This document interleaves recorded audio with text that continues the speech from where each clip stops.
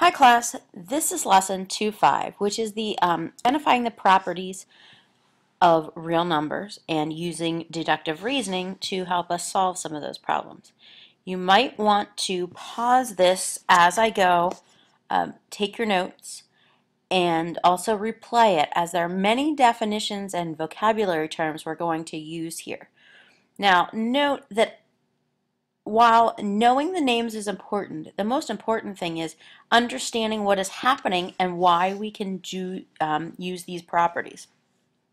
Some of them are going to be obvious, some of them a little less obvious, but just follow along. And again, you can replay this at any time.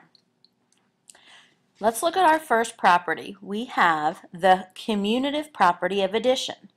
It tells us that A plus B equals B plus A. What that means in English is that if we take 3 plus 7, it will mean the same thing as saying 7 plus 3. Okay? So the commutative property of addition tells us that we can add two numbers in either order and we still get the same result. Now with the commutative property of multiplication, it tells us that multiplying A times B is the same thing as multiplying B times A. So if we have 3 times 7, it's the same as saying 7 times 3. Both of them are going to give us 21. So again, the commutative property just tells us order of multiplication or division, multiplication or addition, depending on what you're doing. It doesn't matter. You can add or multiply in any order. Now note, the same is not true for subtraction. If you have 7 and you take away 5, you're left with 2. But if you have 5 and you take away 7, you're left with -2. So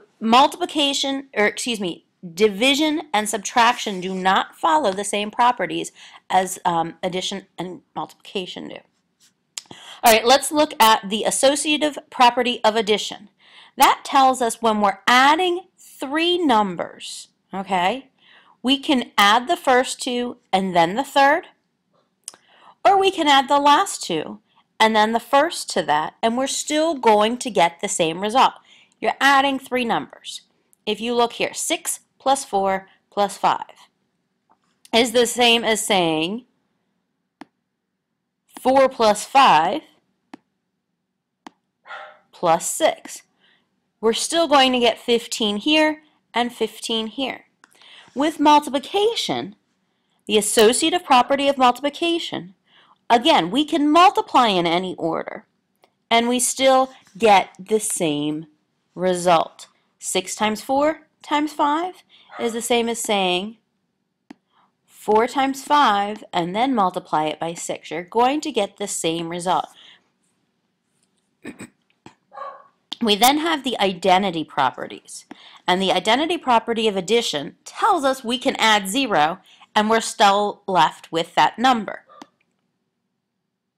9 plus 0 is still 9. The identity property of multiplication tells us we're allowed to multiply by 1 anytime we feel like it, and we're still left with the same number. 6 times 1 is 6. We have the inverse property of addition. That tells us that if we have a number, A, and the additive inverse, which is the opposite of A, or negative A, and we add a number and its opposite, guess what we're going to get? 0. So we have the example of 5 plus -5. Think about it. We get 0.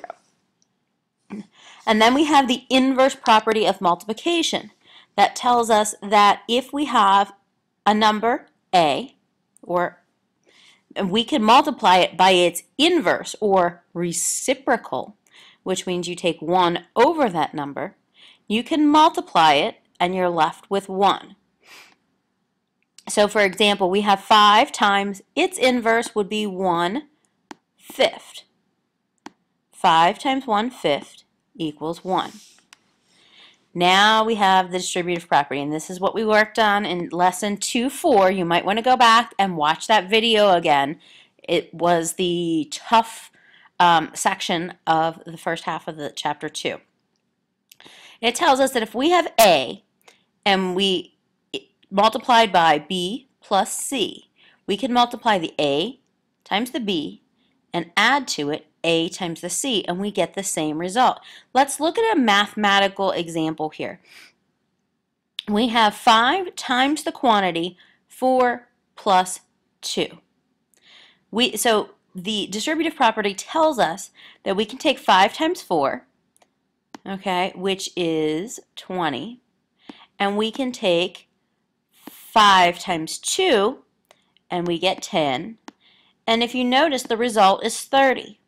If we were to have added first, like order of operations tells us, if we add first, we get 6, multiply it by 5, we still get that same 30. So this is a great way when sometimes it's not convenient to add them first and then multiply. Maybe it's easier to multiply by 4 and 2 than it is 6. Maybe not in this case, but I'm sure there's some more challenging examples that you might find where it's easier to multiply the pieces and then add rather than try to multiply a big number. The distributive property also tells us, notice we have the minus between them. The same thing is true. We can still multiply the A times the B, and then we subtract the A times the C.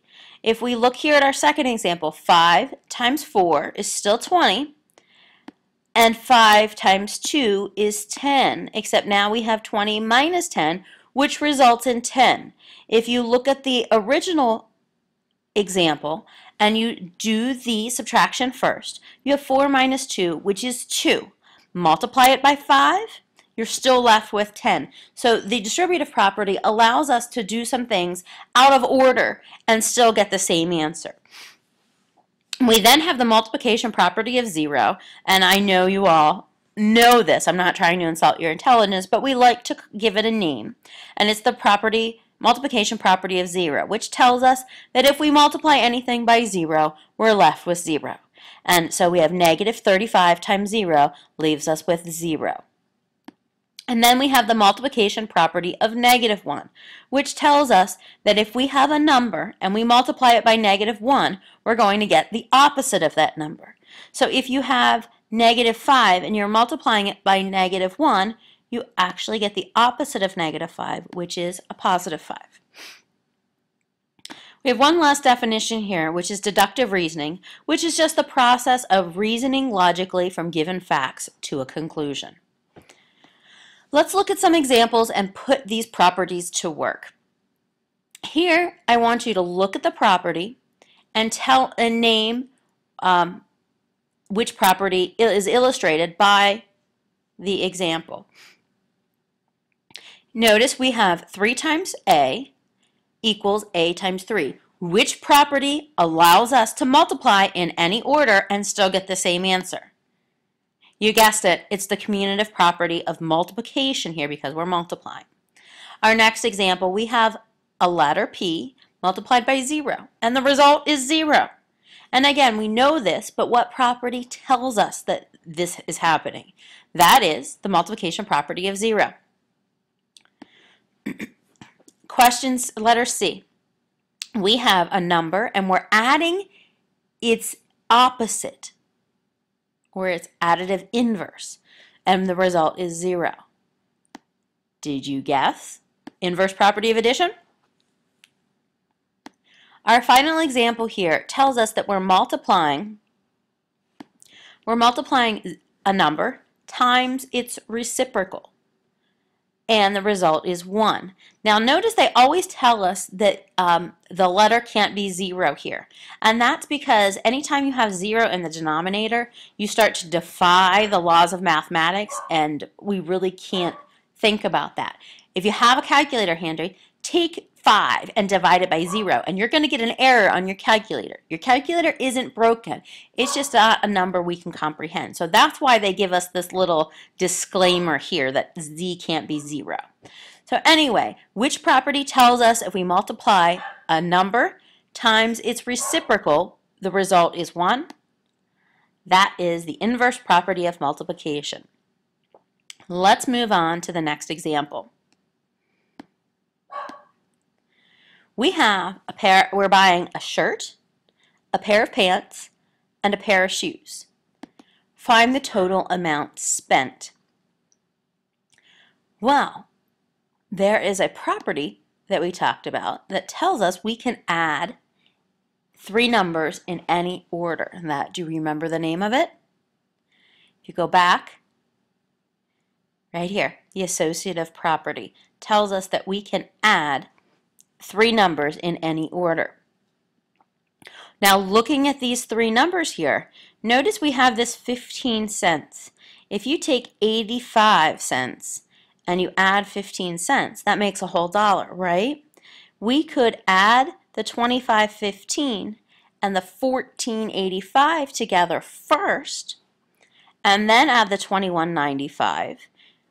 Because again, the commutative property of addition allows us to add in any order and still get the same answer. So that would be my thinking, is let's add this 25.15 to the 14.85 first, so that would make, what does that make? That makes 40. And then add the 21.95, and we would get 61.95. And we didn't need to grab our calculator, did we? Great job. Last example. Okay, we're asked to simplify this expression. It's a pretty big expression here. Notice we have 3x minus 4 times the quantity. Remember that times the quantity means parentheses, x minus 8. So the first thing we're going to do here is we're going to use the distributive property and multiply the 4 times the x and the 4 times the 8. And actually, we're multiplying a negative 4 here. That's going to keep this a negative, and then this was actually a negative minus a negative, which was just automatically changed to plus 32. So we use the distributive property here. So we now have 3x minus 4x plus 32. The distributive property allowed me to do that multiplication with each piece, since I don't know what x is. Now, the associative property here is going to allow me to take this 3x minus the 4x. And notice we're just going to take the 3 minus the 4, and that's going to be attached to the x. And that's the associative property that allows me to do that. We're then left with negative 1x plus 32. And we just did the subtraction there. And then notice how I drop that 1 off of there and just have the negative x plus 32.